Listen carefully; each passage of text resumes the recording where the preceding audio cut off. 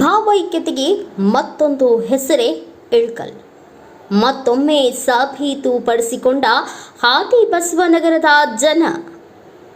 Hindu Muslim ಸೇರಿ ಶ್ರೀ ಆಂಜನೇಯ ಮೂರ್ತಿ ಪ್ರತಿಷ್ಠಾಪನೆ. Hindu Muslim ಮಹಿಳೆಯರಿಂದ ಕುಂಭಮೇಳ. ಸುಮಾರು 6 ಕಿಲೋಮೀಟರ್ ನಡೆದ ಕುಂಭ ಮೆರವಣಿಗೆ ಜಾತಿ ಭೇದ ಮರೆತು ಅನ್ಯೋನ್ಯತೆಯಲ್ಲಿ ಯಶಸ್ವಿಗೊಳಿಸಿದ ಸಾರ್ವಜನಿಕರು. ಹೌದು, ಇಳಕಲ್ ನಗರದ ಆದಿಬಸವನಗರದ ಸಾರ್ವಜನಿಕರು ಹಿಂದೂ ಮುಸ್ಲಿಂ ಅನ್ನದೇ ಎಲ್ಲರೂ ಸೇರಿ ಶ್ರೀ ಆಂಜನೇಯ ಮೂರ್ತಿ ಪ್ರತಿಷ್ಠಾಪನೆ ಯಶಸ್ವಿಗೊಳಿಸಿದ್ರು.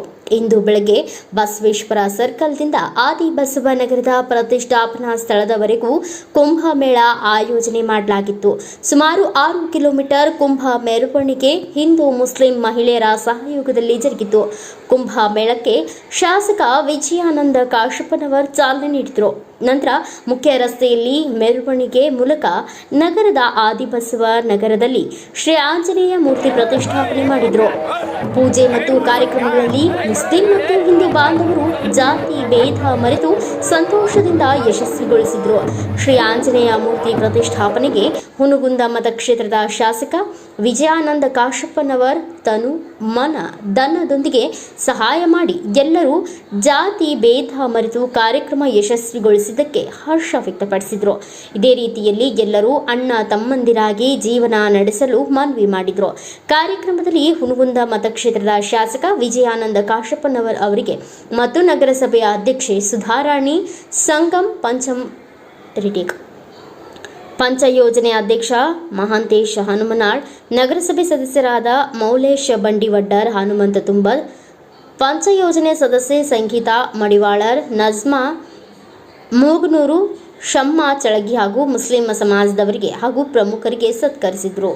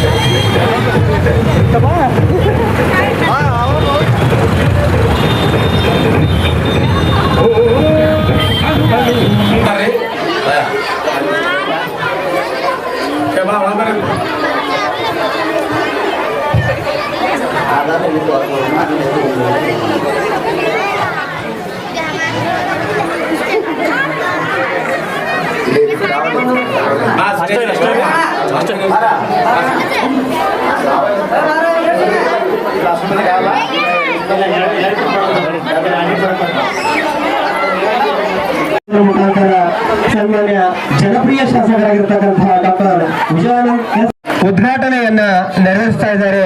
ಸನ್ಮಾನ್ಯ ಜನಪ್ರಿಯ ಶಾಸಕರು, ಅಭಿವೃದ್ಧಿಯ ಹರಿಕಾರರು, ಕರ್ನಾಟಕ ರಾಜ್ಯ ವೀರಶೈವ ಅಭಿವೃದ್ಧಿ ನಿಗಮದ ಅಧ್ಯಕ್ಷರು ಹಾಗೂ ಹುನಗುಂದ ಮತಕ್ಷೇತ್ರದ ಜನಪ್ರಿಯ ಶಾಸಕರು ಮತ್ತು ಇಳಕಲ್ ನಗರದ ಪ್ರಥಮ ಪ್ರಜೆ ಆಗಿರ್ತಕ್ಕಂಥ ಶ್ರೀಮತಿ ಸುಧಾರಾಣಿ ಸಂಗಮ್ ಅವರು ಹಾಗೂ ಮೌಲೇಶ್ ಬಂಡಿವಡ್ಡರ್ ಅವರು ಹಾಗೂ ತುಂಬಾ ನಗರಸಭಾ ಸದಸ್ಯರು, ಅದೇ ರೀತಿಯಾಗಿ ಶ್ರೀ ಮಹಾಂತೇಶ್ ಹನುಮಾರು ಹಾಗೂ ಅವರಿವರಲ್ಲದೆ ವೇದಿಕೆ ಮೇಲಿರ್ತಕ್ಕಂತಹ ಎಲ್ಲ ಗಣ್ಯ ಮಹನೀಯರು ಈ ಒಂದು ಕಾರ್ಯಕ್ರಮವನ್ನ ಉದ್ಘಾಟನೆಯನ್ನ ನೆರವೇರಿಸ್ತಾ ಇದ್ದಾರೆ. ಜೋರಾದ ಚಪ್ಪಾಳೆಯ ಮೂಲಕ ಈ ಒಂದು ಉದ್ಘಾಟನಾ ಕಾರ್ಯಕ್ರಮಕ್ಕೆ ತಾವು ಜೋರಾದ ಚಪ್ಪಾಳೆಯನ್ನ ಸಲ್ಲಿಸುವುದರ ಮುಖ್ಯ ನಿಮ್ಮ ಬೇಡಿಕೆಯನ್ನ ಸಿದ್ದರಾಮಯ್ಯನವರ ಮಟ್ಟಕ್ಕೆ ಮುಟ್ಟಿಸುವಂತ ಒಬ್ಬ ಶಕ್ತಿಶಾಲಿ ನಾಯಕ ಶಾಸಕ ನಿಮ್ಮ ಎದುರು ಅದಾರ.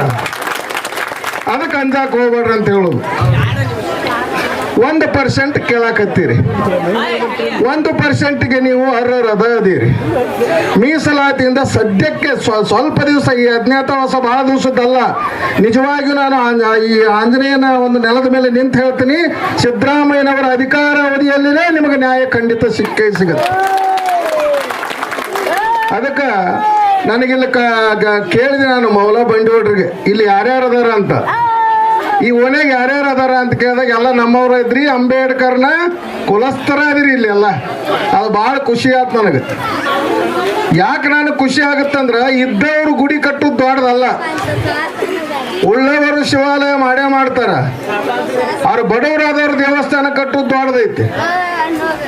ನೀವೆಲ್ಲ ಕೂಲಿ ನಾಲಿ ಮಾಡಿ ವೇಷ ಹಾಕಿ ಮತ್ತೊಂದು ಅಗಲ ಅಲೆಮಾರಿಗಳ ಬಗ್ಗೆ ಹೇಳಿದೆ.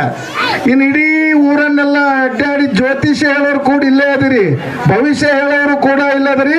ಆದ್ರೆ ನಿಮ್ಮ ಭವಿಷ್ಯನೇ ಕತ್ತಲೆಯಲ್ಲಿ ಐತಿ. ನಿಮ್ಮ ಭವಿಷ್ಯದ ಕತ್ತಲೆಯನ್ನು ನಾವು ಬೆಳಕಿಗೆ ತರಬೇಕಾಗೈತಿ. ಈ ವೇದಿಕೆ ಮೇಲಿನ ಗಣ್ಯರೆಲ್ಲ ನೀವು ಭವಿಷ್ಯ ಹೇಳ್ತಿರಲ್ಲ, ನಿಮ್ಮ ಭವಿಷ್ಯ ಉತ್ತಮ ಆಗಬೇಕು ಅನ್ನೋದು ನಮ್ಮ ಪ್ರಾಮಾಣಿಕ ಅನಿಸಿಕೆ. ಅದಕ್ಕಾಗಿ ಆತ್ಮೀಯರೇ, ಆಂಜನೇಯ ನಿಮಗ ಯಾಕೆ ಇಲ್ಲಿ ದೇವಸ್ಥಾನ, ಆಂಜನೇಯನ ದೇವಸ್ಥಾನ ಯಾಕೆ ಮಾಡಿರಿ ಅಂತಂದ್ರೆ, ನೀವು ನಿಜವಾಗಿ ಆಂಜನೇಯನ ದೇವಸ್ಥಾನ ಮಾಡಿದ್ದಕ್ಕೊಂದು ಕಾರಣ ಐತ್ರಿ. ಯಾಕಂದ್ರ ಆಂಜನೇಯ ಶೂದ್ರ ದೇವ, ಏನು ಶೂದ್ರ ದೇವ, ಶೂದ್ರರ ಪ್ರತಿನಿಧಿ. ರಾಮಾಯಣ ತೆಗೆದು ನೋಡ್ರಿ, ರಾಮಗ ಹನುಮಗ ಏನಾರ ಸಂಬಂಧ ಇತ್ತನ ಮುಂಚೆ? ಏನೂ ಇಲ್ಲ. ಅಯೋಧ್ಯೆಯಲ್ಲಿ ರಾಮ ಇದ್ದ, ಇಲ್ಲಿ ನಮ್ಮ ಹಂಪ್ಯಾಗ ಹನುಮಂತ ಇದ್ದ. ಎಲ್ಲಿಂದ ಬಂದ ರಾಮ ತನ್ನ ಮಡದಿಯನ್ನು ಕಳ್ಕೊಂಡು ಮಡದಿಯನ್ನು ಹುಡುಕೊಂತ ಇಲ್ಲಿ ಬಂದಾಗ ಸುಗ್ರೀವನ ಅತ್ಯಾಪ್ತಾಗಿದ್ದ ಆಂಜನೇಯ ಸ್ವಾಮಿನಿಷ್ಠನಾಗಿ ರಾಮನಿಗೆ ಸಹಾಯ ಮಾಡಿ ಸೀತೆಯನ್ನು ಹುಡುಕುವಲ್ಲಿ ಸಹಾಯ ಮಾಡಿದ. ಅದಕ್ಕೆ ರಾಮ ಭಕ್ತ ಆಂಜನೇಯ ಅಂತೀವಿ ನಾವು. ನಿಷ್ಠೆ ಅನ್ನುವಂಥ ಯಾವುದಾದ್ರೂ ಶಬ್ದ ಇತ್ತಂದ್ರೆ ಹನುಮಂತನನ್ನು ಬಿಟ್ಟು ಯಾವ ನಿಷ್ಠ ದೇವರು ನಮಗೆ ಕಾಣುವುದಿಲ್ಲ. ಅಹಂಕಾರಿಗಳ ಬಾಲ ಮುರಿದ ಹನುಮಂತ ನಿಮ್ಗೆ ಗೊತ್ತಿರ್ಬೇಕು. ಪಾತ್ರಕವ್ರೆಲ್ಲ ಅದಿರಿ ಇಲ್ಲಿ. ಮಹಾಭಾರತ ಕಾಲದೊಳಗ ಆಂಜನೇಯ ವಯಸ್ಸಾಗಿಬಿಟ್ಟಿರ್ತೈತಿ. ಆರಾಮ ಬಾಲ ಅಡ್ಡ ಹಾಕೊಂಡು ಮಕ್ಕೊಂಡಿರ್ತಾನ. ಅವಾಗ ಭೀಮ ಅವನಿಗೆ ಅಹಂಕಾರ ಬಂದ್ಬಿಟ್ಟಿರ್ತೈತಿ. ಭೀಮಗ ನಾನೇ ಬಲಿಷ್ಠ, ನನ್ನ ಬಿಟ್ಟು ಯಾರು ಬಲಿಷ್ಠ ಅದಾರ ಅಂತ ತಿಳ್ಕೊಂಡಿರ್ತಾನ.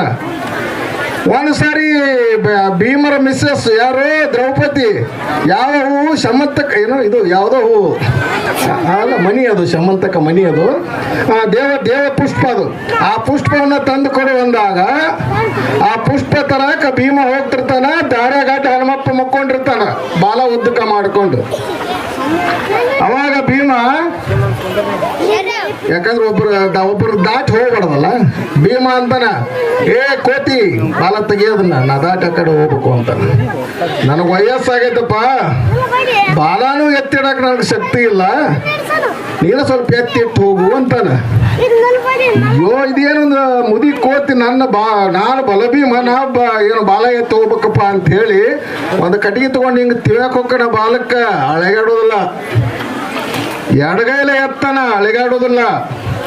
ಇಡೀ ತನ್ನ ಶಕ್ತಿಯನ್ನು ಕ್ರೋಢೀಕರಿಸಿ ಬಾಲ ಅಳಿಗಾಡಿಸೋದಾಗೋದಿಲ್ಲ, ಅವಾಗ ಎತ್ತುವುದಲ್ಲ, ಅಳ್ಳಾಡಿಸೋದಾಗೋದಿಲ್ಲ. ಅವಾಗ ಅರಿವಾಗತ್ತ ಭೀಮನಿಗೆ ಇದು ಬರೀ ಕೋತಿಯಲ್ಲ, ಇದೊಂದು ದೊಡ್ಡ ಶಕ್ತಿ ಅಂತ ಕೇಳಿ ಆಂಜನೇಯ ಹಿಡಿದ್ರೆ ತಲೆವಾಗಿ ಕೇಳ್ತಾನ, ಮಹಾಮಹಿಮಾನಿ ಯಾರು ಅಂದಾಗ ಆಂಜನೇಯ ತನ್ನ ನಿಜವಾದ ರೂಪವನ್ನು ತೋರಿಸ್ತಾನ. ಅಹಂಕಾರಿಗಳಿಗೆ ಕೂಡ ಅಹಂಕಾರವನ್ನು ಅಡಗಿಸಿದವರು ಆಂಜನೇಯ. ಎಂಥ ಭಕ್ತಿ! ರಾಮ ರಾಮ ಅಂತೀಯಲ್ಲ, ಎಲ್ಲವನ್ನ ನಿನ್ನ ರಾಮ ಅಂತಂದಾಗ ತನ್ನ ಎದೆಯನ್ನು ಸೀಳಿ ರಾಮನನ್ನು ತೋರಿಸ್ತಾನ. ಹನುಮಂತ ಎದೆಯನ್ನು ಸೀಳಿದಾಗ ಅಲ್ಲಿ ಯಾರು ಇರ್ತಾರ? ರಾಮ ಇರ್ತಾನ. ಅದು ಹನುಮಂತನ ಭಕ್ತಿಯ ರಾಮ. ಈಗ ರಾಮ ಎಲ್ಲೆಲ್ಲದನ? ಯಾವ್ದಾರ ಚುನಾವಣೆ ವಸ್ತು ಆಗ್ಯಾನ ರಾಮ. ಯಾರ್ದಾರ ಓಟ್ ಹಾಕ್ಸುವಂತ ಶಕ್ತಿ ಆಗ್ಯಾನ ರಾಮ. ರಾಮ ಭಕ್ತಿ ಅನ್ನೋದು ಏನಾಗ್ಬಿಟ್ಟೈತಿ? ಚುನಾವಣೆ ವಿಷಯ ಆಗಿಬಿಟ್ಟೈತಿ. ಅದಕ್ಕೆ ನಿಜವಾದ ರಾಮ ಭಕ್ತರು ಯಾರಾದರೂ ಇದ್ರ ಇಲ್ಲಿ ಸೇರಿದಂತ ನಾವು ಶೂದ್ರರು, ಶೋಷಿತರು, ದಲಿತರು, ಅಲ್ಪಸಂಖ್ಯಾತರ ಹೊರತು ಮತ್ತಾವ ಮುಂದುವರಿದ ವರ್ಗ ಅಲ್ಲ ಅನ್ನೋ ನೆನಪಿಟ್ಕೋರಿ. ನಿಜವಾದ ಶೂದ್ರ ದೇವ ಆಂಜನೇಯ. ಎಂತಿಂತ ಶಕ್ತಿಗಳು ಆಂಜನೇಯನದ್ರ ಸಣ್ಣವಾಗ್ಯಾವು. ಲಕ್ಷ್ಮಣ ರಣರಂಗದಲ್ಲಿ ಸಾಯ್ತಾ ಬಿದ್ದಿರ್ತಾನ. ಬಿದ್ದಾಗ ಸಂಜೀವಿನಿ ಏನು ಬೇಕಾಗುತ್ತೆ? ತಪ್ಪಲು ಬೇಕಾಗುತ್ತೆ. ಸಂಜೀವಿನಿ ತಗೊಂಡ್ಬರ್ಬೇಕು ಅಂದ ತಕ್ಷಣ ಹನುಮಂತ ಹೋಗ್ಬಿಡ್ತಾನ ಸಂಜೀವಿನಿ ಪರ್ವತಕ್ಕೆ. ಅಲ್ಲಿ ನೋಡ್ತಾನ, ಇಷ್ಟು ದೊಡ್ಡ ಸಂಜೀವಿನಿ ಪರ್ವತದಲ್ಲಿ ಸಂಜೀವಿನಿ ಯಾವುದದು ಹುಡುಕಬೇಕು ಅಂದಾಗ, ಏನು ಹುಡುಕೊಂತ ನಿಂತ್ರ ಅಲ್ಲಿ ಲಕ್ಷ್ಮಣ ಸಾಯ್ತಾನಂತ ಹೇಳಿ ಈ ಬೆಟ್ಟ ಎತ್ತಬೇಕು ಅಂತ ನೋಡ್ತಾನ. ದೇವನಂತ ಬೆಟ್ಟ.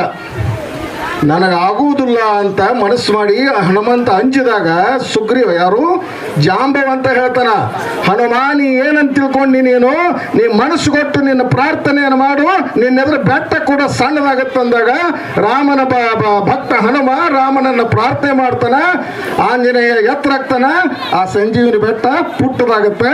ಇಡೀ ಸಂಜೀವಿನಿ ಬೆಟ್ಟವನ್ನು ಅಂಗೈಯಾಗಿ ಹಿಡ್ಕೊಂಡ್ಬಂದು ಲಕ್ಷ್ಮಣನ ಪ್ರಾಣ ಉಳಿಸ್ತಾನ. ಉದಾಹರಣೆಗಳು ನಮ್ಮ ಎಲ್ಲವೂ ಹೆಂಗದಾವಂದ್ರೆ ಮತ್ತೊಬ್ಬರ ಸೇವೆ ಮಾಡೋದಾದವು, ಮತ್ತೊಬ್ಬರ ಪ್ರಾಣ ಉಳಿಸುವುದಾವು. ನಾ ಅದಕ್ಕೆ ಏನು ಹೇಳ್ತೀನಿ ತಮಗೆಲ್ಲ ಭಾಳ ಖುಷಿ ಅದಕ್ಕಾಗತ್ತಂದ್ರೆ ಎಲ್ಲರೂ ಮಹಿಳೆಯರು ಅದಿರಿ. ಎಲ್ಲಿ ಮಹಿಳೆಯರು ಜಾಗೃತಿ ಇರ್ತಾರೋ ಅಲ್ಲಿ ನಿಜವಾದ ಶಕ್ತಿ ಇರುತ್ತೆ. ಅದಕ್ಕೆ ಸ್ತ್ರೀ ಶಕ್ತಿ ಅಂತಾರೆ. ನಿಮ್ಮ ಶಕ್ತಿ ಯಾರಿಗೆ ಗೊತ್ತಾಗತ್ತೆ? ಈ ಕರ್ನಾಟಕದಾಗ ನಿಜವಾಗಿ ಯಾರಿಗಾರು ಸ್ತ್ರೀ ಶಕ್ತಿ ಯಾವುದು ಶ್ರೇಷ್ಠ ಶಕ್ತಿ ಅಂತಂದ್ರೆ ಹೆಣ್ಮಕ್ಳ ಶಕ್ತಿ ಅಂತ ಅರ್ಥ ಆಗಿದ್ದ ಯಾರಿಗೆ? ಸಿದ್ದರಾಮಯ್ಯನವ್ರಿಗೆ. ಅದಕ್ಕೆ ಎಲ್ಲರೂ ನಿಮ್ಮನ್ನು ನಿಜವಾಗಿ ಅರ್ಥ ಮಾಡಿಕೊಂಡಂತ ನಾಯಕ ಸಿದ್ದರಾಮಯ್ಯನವರು. ಇಲ್ಲಿರುವಂತ ನಿಮ್ಮನ್ನೆಲ್ಲ ಅರ್ಥ ಮಾಡ್ಕೊಂಡು ನಿಮ್ಮ ಕಷ್ಟಗಳಿಗೆ ಆಗುತ್ತಿರುವಂತ ನಾಯಕ ಡಾಕ್ಟರ್ ವಿಜಯಾನಂದ ಕಾಶಪ್ಪನವರು. ಅದಕ್ಕಾದ್ಮೇಲೆ ನಂದು ಒಂದೇ ಕೊನೆಯದಾಗಿ ವಿಜ್ಞಾಪನೆ, ಗುಡಿ ಕಟ್ರಿ ಬೇಡ ಅನ್ನೋದಿಲ್ಲ. ಅವ್ರ ಅಂಬೇಡ್ಕರ್ ಒಂದು ಮಾತನ್ನು ಹೇಳ್ಯಾರಲ್ಲ, ಅದನ್ನ ನೆನಪಿನಾಗ ಇಟ್ಕೋರಿ. ಎಲ್ಲಿ ದೇವಾಲಯದ ಗಂಟೆಗಳಿಗಿಂತ ಶಾಲೆ ಗಂಟೆ ಶಬ್ದ ಎಲ್ಲಿ ಹೆಚ್ಚು ಕೇಳುತ್ತೋ ಅದು ನಿಜವಾದ ಉದ್ಧಾರ ಆಗುತ್ತಾ ಆ ಒಂದು ಪ್ರದೇಶ. ಅದಕ್ಕಾಗಿ ನಾ ಹೇಳ್ತೀನಿ, ದೇವಾಲಯನೂ ಇರಲಿ, ಆದ್ರೆ ಅದ್ರ ಜೊತೆ ಜೀವಂತ ದೇವಾಲಯ ಅಂತಾರೆ ಶಾಲೆಗೆ. ಇದು ಭೌತಿಕ ದೇವಾಲಯ ಆದ್ರೆ ಶಾಲೆ ಜೀವಂತ ದೇವಾಲಯ. ಆ ಶಾಲೆಯ ಜೀವಂತ ದೇವಾಲಯಕ್ಕೆ ನಿಮ್ಮ ಮಕ್ಕಳನ್ನೆಲ್ಲ ಕಳಿಸಿ ಶಿಕ್ಷಿತರನ್ನಾಗಿ ಮಾಡಿ ಇಂಥ ಒಬ್ಬ ಶ್ರೇಷ್ಠ ನಾಯಕರಿಗೆ ಸದಾ ಹರಿಸುವಂತ ಆಶೀರ್ವಾದ ಮಾಡ್ಕೊಂತ ಅವರಿಂದ ಸೇವೆ ಪಡೆಯುವ ಸೌಭಾಗ್ಯ ನಿಮ್ಮದಾಗಲಿ ಅಂತ ಹೇಳಿ ಆಶಿಸಿ ನನ್ನ ಮಾತು ಮುಗಿಸ್ತೇನೆ. ನಮಸ್ಕಾರ.